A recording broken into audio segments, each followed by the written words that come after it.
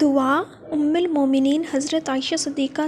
رضی اللہ تعالیٰ عنہا سے روایت ہے کہ رسول اللہ صلی اللہ علیہ وسلم شعبان کی 15ویں شب یہ دعا فرماتے: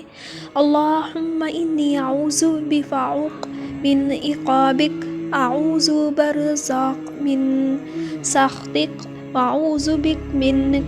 جل وجہک، اللہم الاحصى ثناء علیک انت کما ثنیت علی نفسک۔ اے اللہ، میں تیرے عفو کی پناہ چاہتا ہوں، تیری سزا سے اور تیری رضا کی پناہ چاہتا ہوں، تیرے غصے اور ناراضگی سے اور پناہ چاہتا ہوں، تیری سختیوں سے۔ یا اللہ، میں آپ کی تعریف بے شمار کر سکتا ہوں، آپ کی ذات ایسی ہی بلند و بالا ہے جیسے آپ نے خود فرمایا۔